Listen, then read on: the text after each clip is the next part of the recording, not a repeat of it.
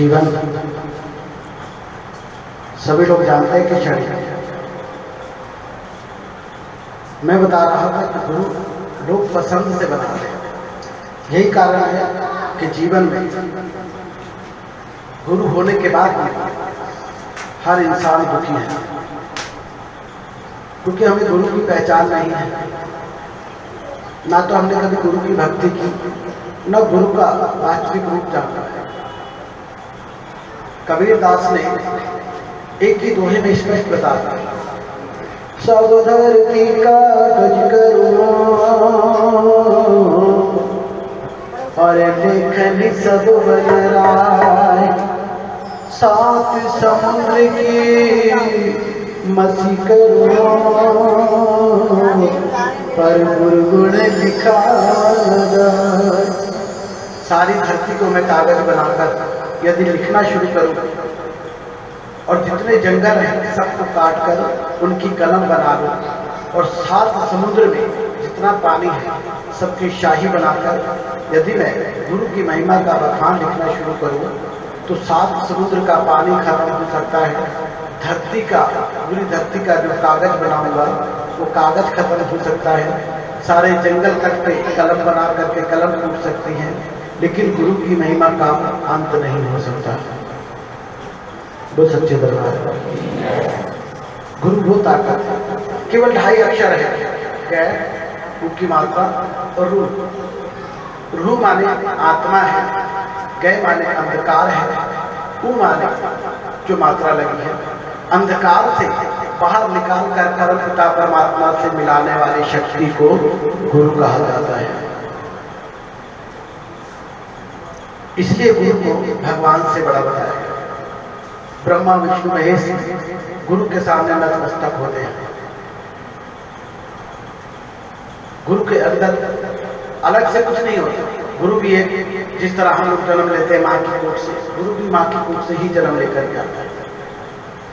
बस पूर्व जन्म की शक्तियां, भक्ति, ज्ञान, कुंडलियों को जागृत करने के द्वारा वो अपनी शक्तियों को जागृत कर लेता है और ज्ञान को अपने बस में कर लेता है।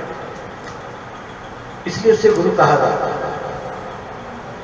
चलते फिरते बाबा का मतलब गुरु नहीं होता। हर किसी को गुरु बनाने का मतलब नहीं होता। आजकल लोग जहाँ देखते हैं, हम कथा सुनने गए तो हमें बड़ा अच्छा लगा, वहाँ भीड़ा थी, लोग नाच रहे थे, गा रहे थे, तो हमने गुरु मंत्र ले लिया। बाद में पता चला कि वो तो पैसे लूटने वाला लुटेरा था। थोड़े दिन के बाद फिर हम लोग सोचकर दूसरी जगह जाए। फिर हम दूसरी जगह गए, वहाँ भी हमने बड़ा अच्छा देखा, लोग नाच रहे थे, गा रहे थे, पैसे चढ़ा रहे थे, कथा हो रही थी, हमें पसंद आया, हमने फिर नाम डाल दिया। थोड़े दिन बाद फिर हमें पसंद नहीं आया, पता लगा वो खा गया। फिर हम फिर गुरु की तलाश में। तो एक मजाक आता, इंसान खुद अपनी मजाक बनाता है। क्या परमपिता परमात्मा ने तुमसे कहा कि तुम जब दिल करे किसी से कभी भी गुरु मंत्र धारण करो? जब तक तुम्हारी आत्मा आवाज न दे कि तुम्हें यहां से गुरु मंत्र धारण करना है, या तुम अब उचित स्थान पर आ गए, अब तुम्हें गुरु प्राप्त हो जाता है, गुरु का ज्ञान प्राप्त हो जाता है, अब गुरु मंत्र यहां से ले रहे, तब जाके कहीं अच्छी तरह सोच समझ कर, क्योंकि जीवन में गुरु एक ही बार बनता है, बार बार नहीं बनता। ये सब्जी नहीं है कि आज लेनी पर तो फिर कुछ और।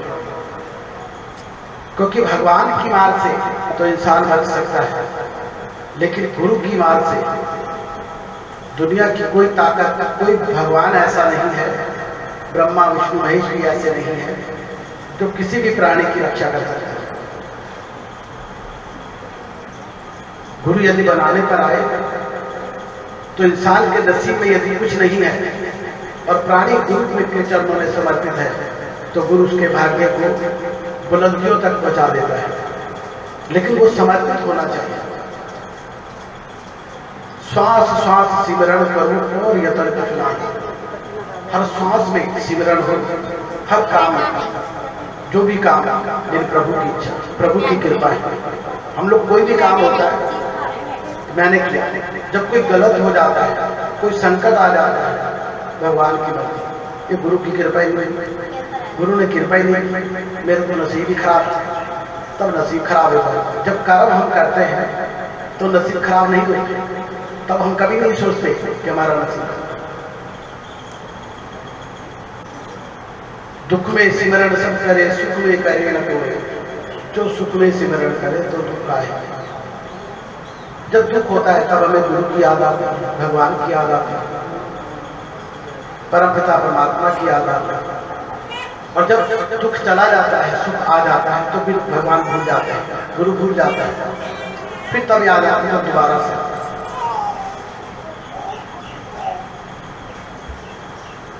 मैंने पहले भी कई बार ये 2 लाइनें बताई हैं कि कबीर दास कहता है, एक दोहे में कबीर दास ने 2 लाइनों में सब कुछ बताया।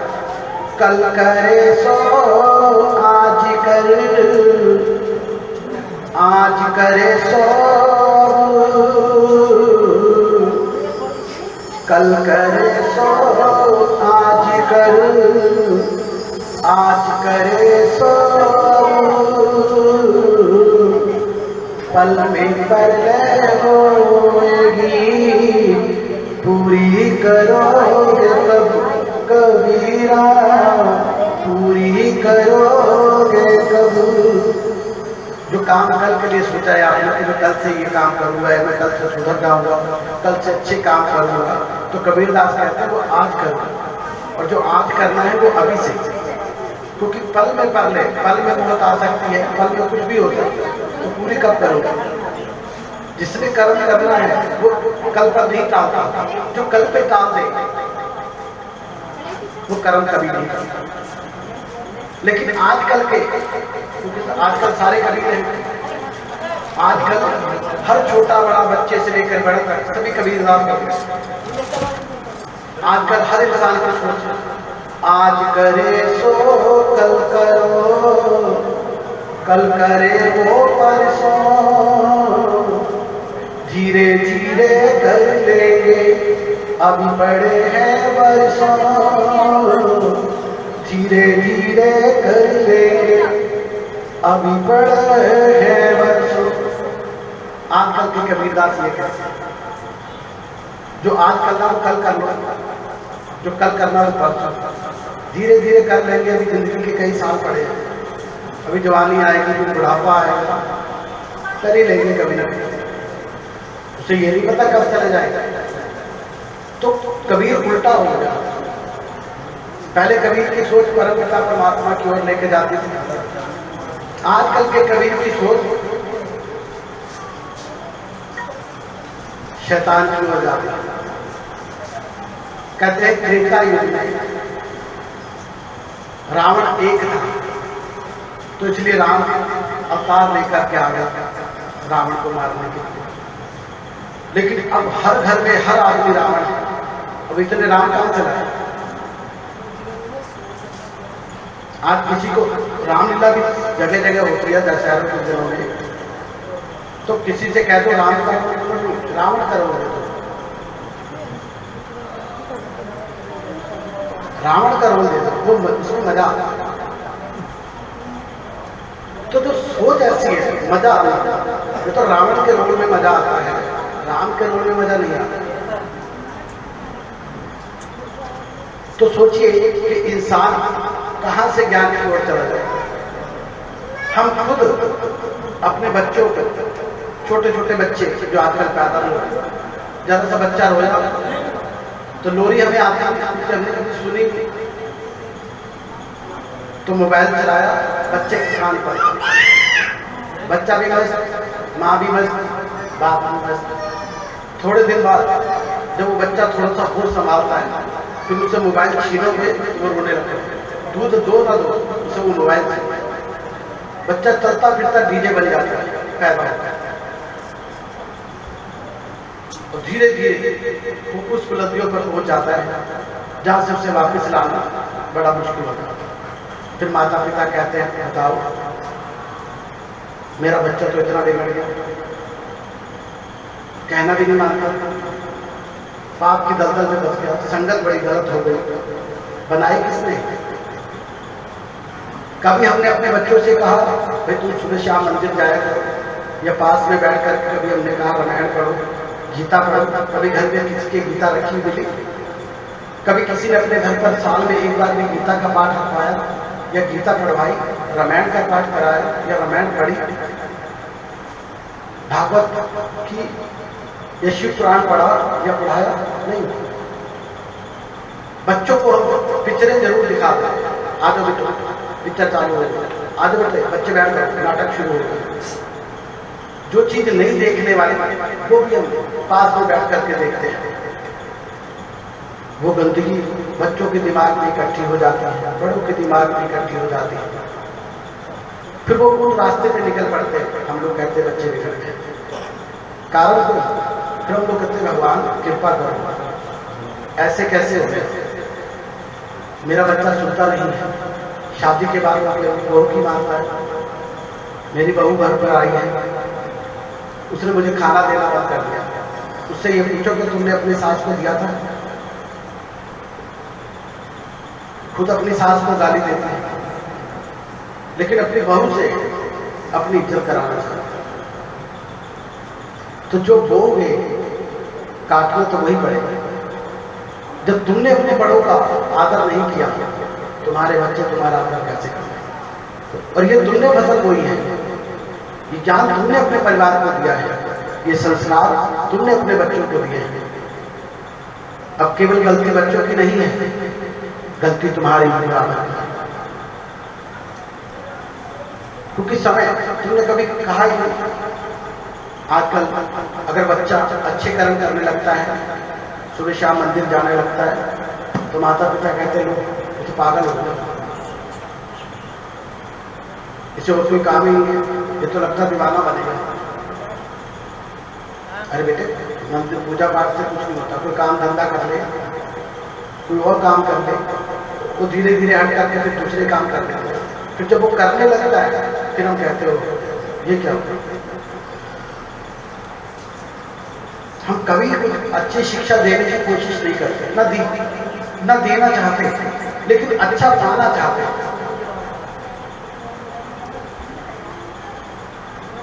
हर माँ अपने बेटे को श्रवण बनाना चाहती है और श्रवण के रूप में देखना चाहती है, लेकिन हर बीवी अपने पति को श्रवण नहीं देखना चाहती। क्यों?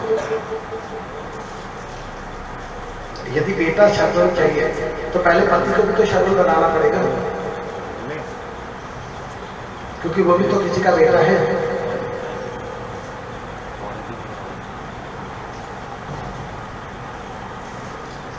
बस यही सोच इंसान की जीवन से परे चली गई, और यही सोच इंसान की परमपिता परमात्मा से दूर लेकर चली गई। ये सत्य है कि ग्रंथों में लिखा है कि कलयुग में धीरे धीरे पाप बढ़ जाएगा, कोई रिश्ता नहीं बचेगा, केवल काम वासना का रिश्ता ही बचेगा। कोई माँ बाप भाई बहन नहीं, पैदा होगा बच्चा भी अपनी माँ का बलात्कार करेगा, लेकिन उससे भी बहुत सारा समय है। लेकिन हम स्वयं पैदा होते बच्चों को मोबाइल पे गाने, कार्टून, उल्टी सीधी चीजें दिखाना शुरू कर देते हैं। छोटी सी कच्चे कच्चे कानों में, कच्ची आंखों में, वो धीरे धीरे बस वही बदतमीजी करता है। कभी भजन सुना कर नहीं किया, भजन लगा कर नहीं दे सकते हम लोग कि भजन सुन, मैं भी सुनती हूँ, तू भी सुन, बच्चा भी सुन, नहीं। जिसको पैदा होते ही ज्ञान की लोरी सुनानी चाहिए, अच्छी भाषा सिखानी चाहिए, भगवान की भक्ति सिखानी चाहिए, उसे तुम गाने सुना रहे हो तो बड़े होकर गाने ही गाएगा।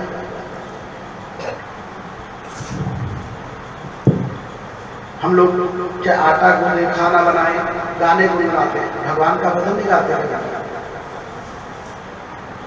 जो चीज हम किसी भी काम में, सब्जी काट रहे हो, आप गाने सुन रहे हो या गंदे गंदे नाटक देख रहे हो या पिक्चरें देख रहे हो, वो सारा प्रभाव भोजन में जाके पड़ता है। फिर वही भोजन आप लोग परिवार को खिलाते हैं, खुद भी खाते हैं, तो धीरे धीरे वो तमोगुण आपके शरीर में जाकर खून में कीटाणुओं की तरह बढ़ने लगते हैं, और धीरे धीरे एक दिन वो आता है कि खून विषैला हो जाता है, मैला हो जाता है, पापी हो जाता है, बेकार हो जाता है, तब हमें कांटे लगने लगते हैं। अंदर से एलर्जी होने लगती है कि मेरे साथ क्या हो गया, मैंने तो ऐसा कभी नहीं किया, भगवान ने मेरा ही नसीब ऐसा क्यों लिखा, भगवान ने लगता मेरे नसीब को टूटी पेंसिल से लिखा, भगवान पेंसिल टूटी क्यों रखता, ना तो उसकी पेंसिल कभी टूटती है और ना ही वो पेंसिल से कभी लिखता है, वो तो कर्मों से लिखता है।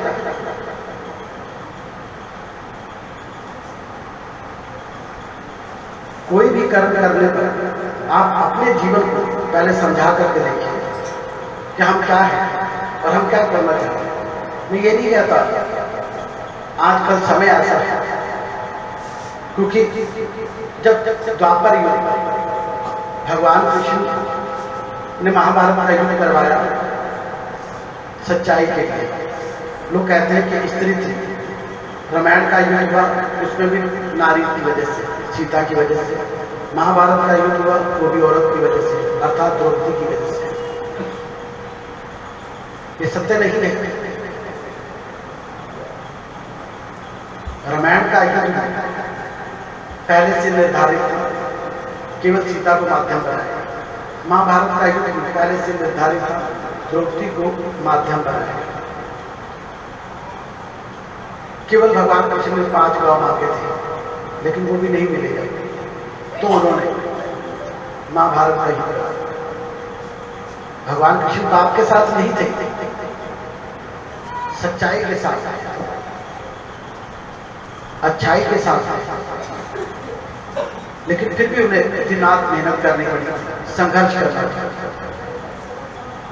जब महाभारत का युद्ध समाप्त हो गया, पांडव अपने राजपाट में खुशी से रहने लगे, तब कुछ समय के बाद एक दिन 5 पांडव वन में चले गए और वन में जाकर के जब घर वापस शाम को आए तो आकर सबने चारपाई उल्टी की और लेट गए। सीधी चारपाई पे नहीं, उल्टी चारपाई थी और उल्टी चारपाई पे लेट गए। भगवान कृष्ण आए, उन्होंने देखा 5 पांडव, कहने लगे क्या पागल हो गए, ये क्या हुआ, चारपाई उल्टी करके लेट रहे हो। तो 5 पांडव कहने लगे प्रभु आज हमने बड़ा विचित्र सा दृश्य देखा, बड़े ध्यान से कहने लगा क्या देखा, कहने लगा जंगल में गए, वहां पर गाय बछिया का दूध पी रही थी, उल्टा, जबकि बछिया को गाय का दूध पीना चाहिए था, लेकिन बछिया गाय का दूध पी रही थी। बहुत सच्चे दरबार। तो भगवान कृष्ण ने मुस्कुरा कर कहा कि पुत्र ये दृश्य गलत नहीं है, तुम्हें अनसुना और अटपटा सा लग रहा है, लेकिन ये कलयुग की निशानी है। जो कलयुग में घटना घटनी है वो तुम्हें दिखाई दे रही है। तब अर्जुन ने कहा कैसे प्रभु, इसका कलयुग से क्या अर्थ है, क्या मतलब है। तब भगवान कृष्ण ने कहा ये तो तुम गाय को बछिया का दूध पीते हुए देख कर आए हो, ये कलयुग की निशानी इसलिए है और इस प्रकार से है कि कलयुग में कुछ माता पिता ऐसे भी होंगे जो अपनी बेटियों की कमाई खाएंगे। बोल सच्चे दरबार। और ये समय चल रहा है, सभी लोग जानते हैं। माता पिता खुद अपने बच्चों से गलत कार्य करवाकर उनकी कमाई खाएंगे, और ये प्रथा प्रारंभ हो चुकी है, चल रही है। तब उन्होंने कानों में उंगलियां डाल दी कि प्रभु ऐसा करिए। तब उन्होंने कहा ये कुछ नहीं है, तुम अपना कार्य करो। दूसरे दिन फिर गए, फिर आकर चारपाई उल्टी की, फिर लेट गए। भगवान कृष्ण ने कहा अब क्या हो गया, आज क्या देख लिया। कहने लगे आज फिर हमने बड़ा विचित्र सब दृश्य देखा, नजारा देखा। कहने लगा आज हम घूमते घूमते एक गांव में पहुंचे, वहां पर हर औरत छाछ में कुछ दाने लेकर बैठे अपनी अपनी झोली में, लेकिन अपने छाछ में से एक भी कीड़ा साफ नहीं कर रहे। दूसरों की छाछ में नजर रखकर उसे बता रहे थे देखो कीड़ा, देखो ये कंकड़, देखो ये मिट्टी, देखो ये पत्थर, बड़ा अटपटा सा लगा था। तब भगवान कृष्ण ने फिर मुस्कुराकर कहा तो ये भी कलयुग की निशानी है। अब युधिष्ठिर ने कहा प्रभु जिसमें कलयुग का क्या मतलब? कहने लगे कलयुग में हर आदमी पापी तो जरूर होगा, लेकिन अपने पापों को कोई नहीं देखेगा, दूसरे पर उंगली उठाएगा कि देखो ये कैसा है, ये देखो उसकी लड़की कैसी, ये देखो उसका बीवी कैसी, ये उसका भैया कैसा, ये उसकी मैया कैसी। तो एक दूसरे को खुद भले पाप से भरे हुए लेकिन दूसरों पे नजर रखते, और वो प्रथा भी चल रही है। हाँ या ना? थोड़ी सी आवाज तो देखिए, हाँ या ना? तीसरे दिन फिर जाए, फिर आकर चाहता है फिर लेट गए। भगवान कृष्ण ने अब हाथ पकड़ के उठाया, अबे आज क्या देखा?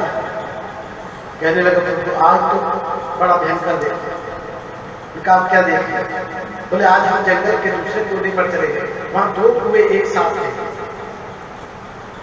एक पानी से भरा हुआ, पानी उसमें से बाहर आ रहा था, किनारों से पलट रहा था, और एक बिल्कुल सूखा था, एक बूंद पानी की नहीं थी।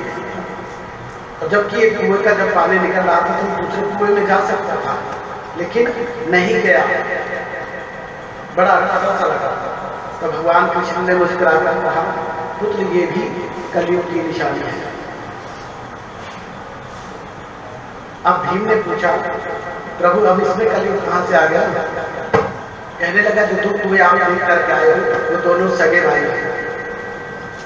कलयुग में एक समय ऐसा भी आएगा यदि एक भाई के पास बहुत कुछ है और दूसरा भाई बिल्कुल निर्धन, खाने के लिए भी वो था, तो दूसरा भाई जिसके पास सब कुछ है वो आसपास किसी को दूसरे को दे सकता है, साथ बेगाने को तो लौटा सकता है, लेकिन भाई को खाने के लिए एक दाना नहीं देगा। वो सच्चे दरबार, और ये दृश्य भी चल रहा है, हाँ या ना?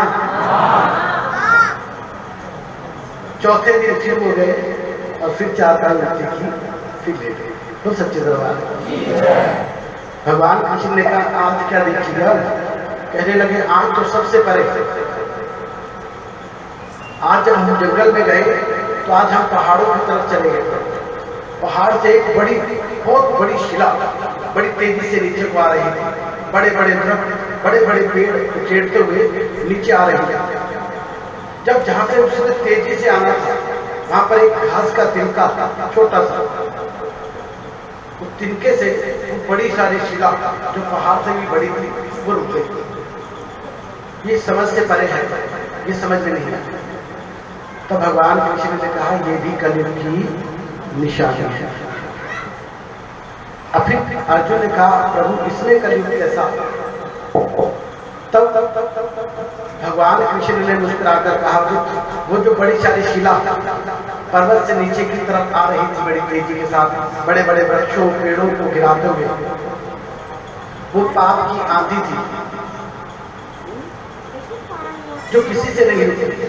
और जब बहुत तेजी से जहां से गिरना था निचले और जहां सूखे घास के तिनके से रुक गई, वो जो सूखा घास का तिनका था वो केवल एक शक्ति थी जिसे कलयुग में संत का नाम दिया जाएगा और गुरु की महिमा का बखान किया जाएगा। सच्चे दरबार वो गुरु का वो गुरु मंत्र था जो इंसान प्राप्त करके बड़े से बड़े पाप की आंधी को टाल सकता है और अपने जीवन की सुरक्षा कर सकता है और अपने आप को परम पिता परमात्मा के हवाले कर सकता है। और वो समय भी चलता है। तो सबसे बड़ी नाम की कमाई, राम से बड़ा राम का, बोलो राम से बड़ा राम का। तो नाम, ये जो नाम का गुरु मंत्र, इससे बड़ी ताकत दूसरी नहीं है। कहते जिस घर गुरु भक्ति नहीं संत नहीं महिमा, जिस घर गुरु भक्ति नहीं संत नहीं महिमा, जिस घर गुरु भक्ति नहीं संत नहीं मेहमान, उस घर यम तेरा किया, जीवित भय मशान, जीवित भय मशान। जिस घर गुरु के नाम का दीपक नहीं जलता, गुरु के नाम की महिमा का बखान नहीं होता, गुरु का ज्ञान नहीं है जिसके जीवन में, वो एक मुर्दे के समान है, वो घर एक शमशान। उसकी मर्जी से चलता है सूरज चांद सितारा, उसकी मर्जी से होता है सब जग में उजियारा। फिर क्यों सोच के होता दुखी है, दूर नहीं प्रभु तेरा, दूर नहीं प्रभु तेरा। मेरा मुझ में कुछ नहीं, जो कुछ है सब तेरे। बोल सच्चे दरबार। ऐसे तो फिर बढ़ते ही जाएंगे। तो आज का सत्संग यहीं पर विराम करते हैं, फिर अगली बार मिलेंगे। सबका कल्याण हो, परमपिता परमात्मा सबकी मनोकामना पूर्ण करे। वो सच्चे दरबार और गुरु पूर्णिमा के पावन पर्व की सभी भक्तों को हार्दिक शुभकामनाएं।